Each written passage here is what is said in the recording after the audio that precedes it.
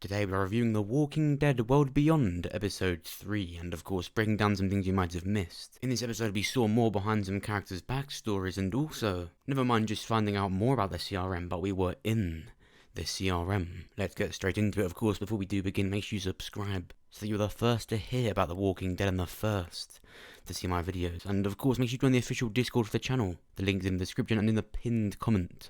I'll see you there. So the first things that happen in this episode and throughout the episode is seeing more of what Silas is like. Of course, he's quite a quiet character, but we see more of what happened with him just before the show started. He is quite a mysterious character, apart from just being a quiet boy from school. Not to say his character is a mystery, we don't know where he's from or who he is, we know that, but this episode showed us more of what he went through to make him want to go out on this journey with these kids, not just to accompany them or to help them, but to be different to what he's seen as by the other kids at school. And in this episode especially, he was a really helpful character. He held up loads of tires so that the characters could get through, and he was really good, apart from this slightly uncomfortable scene where he shared his blanket with Iris. I'm starting to like these characters more and more with each episode, apart from Huck. Huck remained to be awful. With Huck, it feels like when she's with Hope and talking to Hope, that's when her character is at her best. That's what we got the impression from the trailer. But when she's not having a little one-on-one with Hope, we don't really know who this character is. She's completely lost. And like I said, it just feels like some woman doing an impression of Skinny Pete. Even though so much more happened than in the last episode, it still feels like even when there was action, it was still pretty lackluster. That's why I say this episode is just good. We should go to Omaha. That's where safety is, and your dad wants you safe. Not that either of you seem to care about that at all. Are you trying to say you're coming with us? Are you giving me an option? Not really. I guess that's what I'm saying. At least until I can convince you to just turn around and go back, which I will. Cool. Yeah. The point of this episode was to get Felix and Huck on track with the kids so they can then go on the journey together. So Felix is now with them, so it's no longer going to be about him looking for Hope. It's now them travelling with Hope to go and find Iris' dad. Then at the end of this episode, we then get the CRM stuff. You're off base. Slate. We already knew some of what the CRM were capable of and what they possessed, but in this episode we actually got to see that. Of course, as we know at the end of episode 1, Elizabeth ordered for the CRM to kill the Omaha community. Every single person that was at that conference where Iris showed even a single trait of distrust towards Elizabeth, she killed them all because she saw them as a threat. And you might remember this soldier here, he showed quite a lot of doubt and guilt over what he had just done. He had of course taken part in killing innocent people because it was his orders, he had to do it. His name is Barker, and at the end of this episode, Barker goes to Elizabeth's home to confess his guilt and express how much he disagrees with what they stand for, and especially what they did the other day. She continuously says we are the last light of the world, but he just disagrees with it. She walks around her kitchen and turns on the fan, the gas, the electricity. They even have a working TV, it's all on, the room works like a normal home. And they have medicine and ammunition, and we actually see just how luxuriously they live. This makes so much sense as to why Jadis was so desperate to get here, because you live like a normal person. This is a normal life, like the apocalypse never happened. The council, the courts, the schools, culture, currency and economy, agriculture. I would actually piss myself if she started doing this to me. We all know what this dark leader would do if you dare deny her. I don't know if I believe that.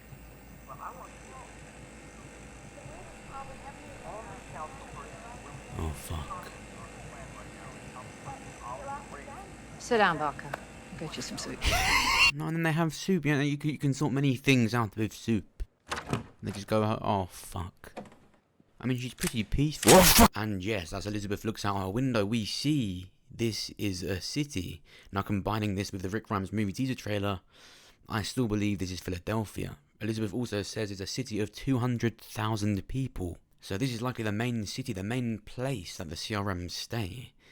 That means this is where Rick Grimes is. Once she sees that Barker just can't accept it and he can't agree with what they're doing, she demotes him down to working in labour and says he can get back to working for the CRM as a soldier once he's ready. He said he'll never be ready to work as a soldier again, so Elizabeth says, you're not leaving the complex then. So yet another example of a character being taken away and not being allowed to leave by a force.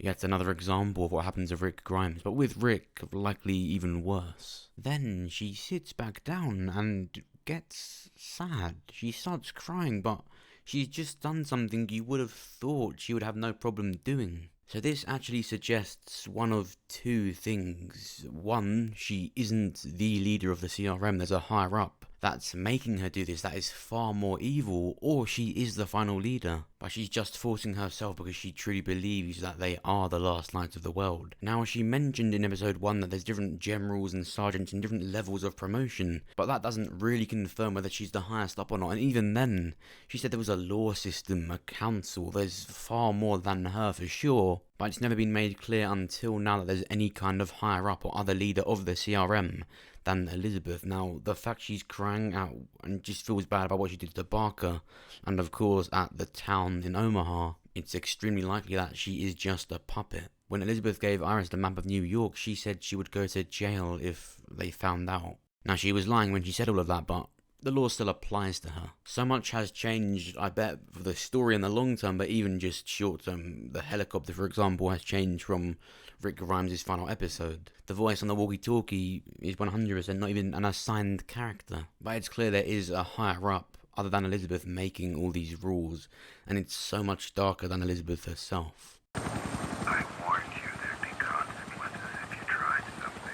And even further proof that the serum are looking for a cure if you need any more information. Elizabeth said they are the last light of the world due to science. Also, it's interesting that there was a very prominent flag of the United Kingdom. Now, we already know from Elizabeth's accent and, of course, the actress behind her that she's from the UK. But this flag confirms where she's from, and she's still saying she is the last light of the world. The CRM are the last light of the world, so that must mean she knows that England is out of the picture. Of course, though, as we know, the CRM are many communities across the US, and whilst they are set in this city, they could be spread out into many different communities, and as we know, the soldiers do go out separately across the US, whilst being based in this one city of 200,000 people. So there's a chance there's something in the UK, or something that Elizabeth at least knows of, in the Walking Dead universe. Now, but I was thinking, with Andrew Lincoln being so involved in this movie, having quite a big say of what happens to his character and the story, Andrew Lincoln has likely been told that Elizabeth is British and she's the villain and the leader of the CRM. Now, it's inevitable Rick will meet her, and just think about the missions that the CRM are going to be going on. I don't see The Walking Dead ever going outside of the east coast of the US, but that's just the main show, because it's very much contained in its own story, and we know where that's going to end now especially. The Walking Dead would just never do that, maybe the west coast, but it's never going to go out of the east coast of the US. But I think that's the furthest it will go, and of course outside of the main show, the characters will go anywhere. But World Beyond, and of course the Rick Grimes movie, or movies, Scott Gimple said, by the way, he wanted to make more than one. I do think it's limitless on where they'd go. I do think to have any kind of authority at the CRM, you would have to have had military experience before. And I remember when we first ever saw a CRM soldier, the armor, we knew you would have likely had to have known about the apocalypse before it started. To have all of this, to have the fuel, to have this military power. Something happened before the apocalypse. Now, in terms of where Elizabeth was when it started, I think it's likely she was in the US, and I think it's more of a matter of either having to go to the UK to find out what happened, or finding out through a radio connection or a phone. It's interesting in itself that Michonne found a phone with a drawing of Rick and Judith on it, and the message, it wasn't a paper or a rock. It was a phone. Now, not to say the CRM have made their own connection and they're able to make calls yet, but to say they have charged it and there's something in the phone. The most interesting thing about what Michonne found isn't what's on the phone, it's what's inside of it. But what do you think? And what did you think of episode 3? Do you think the CRM knew about the apocalypse before it happened? And what do you think has happened to the UK in the apocalypse? Let me know what you think down below.